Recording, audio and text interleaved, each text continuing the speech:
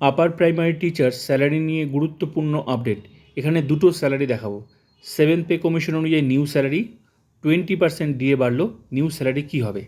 তো 7th pay commission 2027-এর শুরুতেই কার্যকর হয়ে যাবে। 20% ডিএ বাড়লো, আগের 18 ছিল, টোটাল 38% ডিএ হলো, অক্টোবর থেকেই পাওয়া যাবে। তো নিউ স্যালারি কী হবে ডিটেলসে দেখাবো। গ্রস স্যালারি, ইনহ্যান্স স্যালারি, নতুন চাকরিজীবীদের বেতন কী হবে, পুরনো চাকরিজীবীদের বেতন কী হবে, A to Z। তো দেখে নেওয়া যাক।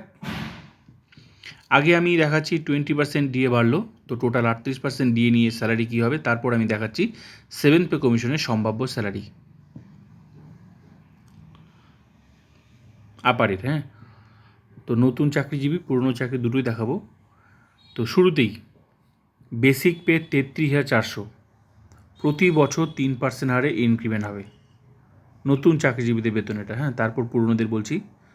তো 33,400 চাকরির শুরুতেই বেসিক পে, প্রতি বছর 3% হারে বাড়তে থাকবে। ডিএ তো 38% হলো, 18 ছিল, 20% বাড়লো, টোটাল 38%। তো বেসিকের 38% করলে 12,692 টাকা, ডিএ হিসেবে 12,692 টাকা পাওয়া যাবে। মনে রাখতে হবে সরকার যখন যখন ডিএ দেবে তখন তখন স্যালারি বাড়বে। যেমন 18 ছিল, 20 বাড়লো, 38 হলো, এরকম আবার যখন ঘোষণা হবে 38-এর সাথে সেটা যোগ করে বেসিকের পার্সেন্টেজ করলে বেরিয়ে যাবে কত টাকা ডিএ। এইচআরে হাউস রেন্ট অ্যালাউন্স 12%, ঘর ভাড়া বাবদ, এটাও হচ্ছে বেসিকের, তো 4,008 টাকা। তো ডিএ আর এইচআর এই দুটো কিন্তু বেসিকের হয়। আর কি পাওয়া যাবে, মেডিকেল অ্যালাউন্স 500 টাকা পাওয়া যাবে। তো সব কিছু মিলে যোগ করি যে স্যালারিটা হচ্ছে সেটা হচ্ছে গ্রস স্যালারি বলা হয় 50,600 টাকা। তো পুরো টাকাটা পাওয়া যাবে না, এখান থেকে কিছুটা কেটে নেবে, এই যে গ্রস স্যালারি থেকে ডিডাকশন হবে 200 টাকা সার্ভিস চার্জ, কেটে নিয়ে বাকি টাকাটা অ্যাকাউন্টে আসবে। এটা হচ্ছে অ্যাকাউন্টে আসবে, গ্রস স্যালারি থেকে 200 মাইনাস ডিডাকশন হবে সার্ভিস চার্জ। তো 50,400 টাকা ইনহ্যান্ড স্যালারি, চাকরির শুরুতেই এটা পাওয়া যাবে, এই 38% ডিএ নিয়ে স্যালারি। এটা নতুন চাকরিজীবীদের বেতন। পুরনোদের কী হবে? তো নতুনদের যদি এটা বেতন হয় তো পুরনোদের অবশ্যই বেশি হবে, সেটা দেখাচ্ছে কীভাবে। তো এখানে যে শুধু বেসিকটা বার করলেই হয়ে যাবে। তো প্রতি বছর তো 3% হারে বেসিক বাড়তে থাকে। তো নতুনদের বেসিক আর পুরনো চাকরিজীবীদের বেসিক কিন্তু এক নয়, কারো 5 বছর চাকরি, কারো 10 বছর চাকরি। তো প্রতি বছর 3% হারে বাড়ছে। এই মুহূর্তে যার যেটা বেসিক সেটার 38% করলেই বেরিয়ে যাবে কত টাকা। তো নতুনদের যদি এটা হয় তো পুরনোদের অবশ্যই বেশি হবে, কারণ এক একজনের এক এক রকম বেসিক। ক্লিয়ার? তো এটা হলো এই মুহূর্তে 38% ডিএ নিয়ে স্যালারি। এবার হচ্ছে 7th পে কমিশনের সম্ভাব্য স্যালারি কীভাবে হবে, A to Z দেখাবো নতুনদের সঙ্গে পুরনোদের। তো পে কমিশন মানে হচ্ছে বেসিক স্ট্রাকচার পরিবর্তন, নতুন রূপে বেসিকগুলো আসবে এবং স্যালারিটাও নতুন রূপে। তাই বলে কি এখন যেটা স্যালারি সেটা থেকে কি কমে যাবে? না, এখন যা আছে এর থেকে অনেক বেশি বেতন বাড়বে। তো কীভাবে হবে? এই যে চাকরির শুরুতে যে বেসিকটা আছে 33,400, এটার সাথে গুণ হবে, গুণ যেটাকে বলা হয় ফিটমেন্ট ফ্যাক্টর। তাহলে গুণটা কত হবে আমি দেখাচ্ছি, কত সম্ভাবনা রয়েছে। তো 33,400, এবার 7th পে কমিশনে আমি দেখাচ্ছি। হ্যাঁ, সম্ভাব্য স্যালারি এই যে 33,400, এটা হচ্ছে এই শাড়িটা হচ্ছে আপার প্রাইমারির। ক্লিয়ার?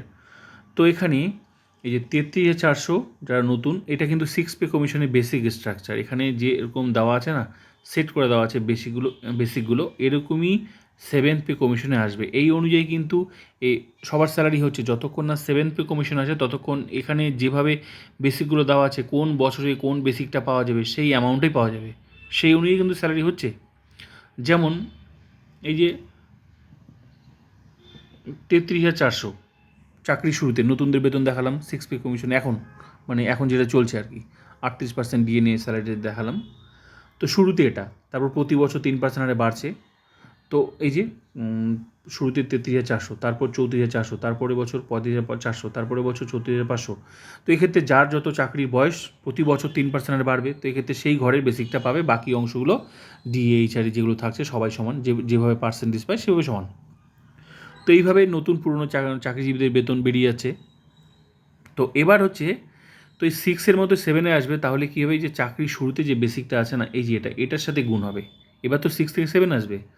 তো এটা 5th পে, এই যে ওল্ড এন্ট্রির যে লাইনটা, এগুলো এক একটা ডিপার্টমেন্ট এক রকম বেসিক। তো এই শাড়িটা হচ্ছে আপার প্রাইমারি। তো 12,750 5th পে কমিশনে ছিল, তারপর আসলো 1 লাফে আসলো 6th পে কমিশনে 33,400 চাকরির শুরুতে। তো তখন গুণ হয়েছিল 2.57, এটা 5 থেকে 6, তো 5 থেকে 6 যে সিস্টেমে আসলো 2.57-এ, তো আমি দেখাচ্ছি ফিটমেন্ট ফ্যাক্টর, এই 2.57 ফিটমেন্ট ফ্যাক্টর, মানে চাকরির শুরুতে যে বেসিকটা আছে সেটার সাথে গুণ হবে। তো সেই সময় গুণ হয়েছিল 2.57। এবার কেন্দ্র সরকার রাজ্য সরকার কিন্তু একই, কেন্দ্রে চলছে 7 পে কমিশন, 7 থেকে 8 আসবে, রাজ্যে 6 থেকে 7, 2027-এর শুরুতেই কার্যকর হয়ে যাবে। তো তখনও কিন্তু 6 থেকে কেন্দ্রে 6 থেকে 7 এসেছিল 2.57, রাজ্যও কিন্তু 5 থেকে 6 এসেছিল 2.57, তাই সম্ভাবনা আছে 2.57। এখানে যেমন 1 লাফে 12,750 থেকে 1 লাফে এসেছে 33,400। তো এরকমই যদি 2.57 হয় ফিটমেন্ট ফ্যাক্টর, তাহলে সম্ভাব্য মানে আনুমানিক স্যালারি 7 পে কমিশনে 33,400-র সাথে কিন্তু গুণই হবে শুরুর বেসিকটার সাথে। তো যদি আগেরটার মতোই হয়, সম্ভাবনা রয়েছে 2, তাহলে নতুন বেসিক হবে 85,838। শুরুতে ডিএ 0, কিছুদিন পর ডি অ্যাড হবে, এইচআরে 12% এখন যেটা আছে এটার 12% হলে 10,300 টাকা, 500 টাকা এমএ, এখন যেটা আছে 500 টাকা এমএ, মেডিকেল অ্যালাউন্স সব কিছু মিলে যোগ করে গ্রস স্যালারি হচ্ছে 96,638 টাকা, ডিডাকশন হবে 200 টাকা, কেটে ছেটে টাকাটা অ্যাকাউন্টে আসবে 96,438 সম্ভাব্য স্যালারি। এটা হচ্ছে ইনহ্যান্ড স্যালারি, মানে হাতে পাওয়া যাবে যদি 2.57 হয়। এটা নতুন চাকরিজীবীদের 7 পে কমিশনে সম্ভাব্য স্যালারি। এবার বিষয় হলো এই ফিটমেন্ট ফ্যাক্টর, এই 33,400-র সাথে কিন্তু গুণ হবেই, গুণ করলে সংখ্যাটা কিন্তু এমনি বেড়ে যাবে। তারপর তো বাকি অংশগুলো থাকবে, কিছুদিন পর ডি অ্যাড হবে, শুরুতে ডিএ না হলেও তো ডিএ, এইচআরএ, এমএ এগুলো সব কিছু যোগ করে পার্সেন্টেজ করে তারপর যোগ করে একটা ভালো স্যালারি জায়গায় পৌঁছাবে। তো আমি 2.57 আগের মতো 5 থেকে 6 যেভাবে এসেছিল সেটাই যদি হয়, তাহলে কিন্তু নতুন স্যালারি হতে চলেছে এটা। তো নতুনদের যদি এটা হয়, পুরনোদের নিশ্চয়ই বেশি হবে। তাহলে নতুন বেসিক কী হবে 85,000, যদি 2.57 হয়, এর থেকে বেশি হতে পারে, এর থেকে কম হতে পারে, পুরোটা সরকারের উপর ডিপেন্ড করছে, সম্ভাব্য দেখালাম আমি, ঠিক আছে। তো 85,000 নতুনদের যদি কী বলে, এটা নতুনদের 85,000 সামথিং 838, তাহলে পুরনোদের কী হবে আমি দেখাচ্ছি, পুরনোদের কীভাবে হবে, কোন বেসিকটা, শুধু বেসিকটা বার করলেই তো হয়ে আছে পুরনো চাকরিজীবীদের।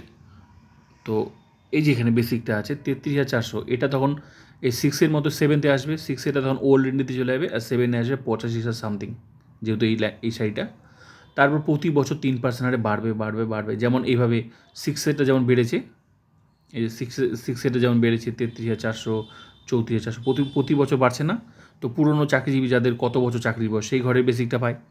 এরকমই 7 পে কমিশনে আসবে শুরুতে 85,000 সামথিং, যদি এরকমই হয়, মানে 6-এর মতো যদি গুণ হয় 2.57, তো এরকম সেট করে দেবে 85,000 সামথিং, সরকার কতটা দেবে, এই যে বাকি যে অংশগুলো কম বেশি দেখা যাচ্ছে না, এগুলো কিন্তু সেট করে দিয়েছে। তো 85,000 সামথিং, তারপর প্রতি বছর 3% বাড়বে। এক্ষেত্রে পুরনো যারা চাকরিজীবী, কত বছর চাকরির বয়স, যদি কারো 5 বছর হয় তাহলে 5 নাম্বার ঘরটা, যদি কারো 6 বছর হয় তাহলে 6 বছর ঘরটা, যদি কারো 10 বছর হয় 10 বছরের ঘরটা। তো যত বছর হবে তত বছর বেসিক বাড়তে থাকবে, যেভাবে 6 পে কমিশনে বাড়ছে, এই অনুযায়ী সবাই স্যালারি পাচ্ছে যতক্ষণ না 7 পে কমিশন আসে, এরকমই পাবে। শুধু বেসিকটা বার করলেই ব্যাস, বাকি অংশটা তো যেভাবে আমি দেখালাম স্যালারি সেভাবেই। তো নতুনদের যদি ওটা স্যালারি হয়, তো পুরনোদের আরও বেশি স্যালারি হবে। তো এখন বিষয় হলো এই ফিটমেন্ট ফ্যাক্টর, ঠিক আছে। তো ফিটমেন্ট ফ্যাক্টর যদি 2.57 হয়, তাহলে সম্ভাব্য স্যালারি এটা, আর যদি কম হয় তাহলে একটু কমবে, কিন্তু যাই হোক স্যালারি কিন্তু এটার সাথে গুণ হলে এখানে কিন্তু প্রচুর সংখ্যা চলে আসবে, অ্যামাউন্টে চলে আসবে, ভালো স্যালারি জায়গায় আসবে, কিন্তু গুণই হবে। আর ফিটমেন্ট ফ্যাক্টর সম্ভাবনা রয়েছে 2.57, এখন দেখা যাক কত ফিটমেন্ট ফ্যাক্টর হয়। তো ভিডিওটা ভালো লাগলে লাইক করুন, সাবস্ক্রাইব অ্যান্ড শেয়ার।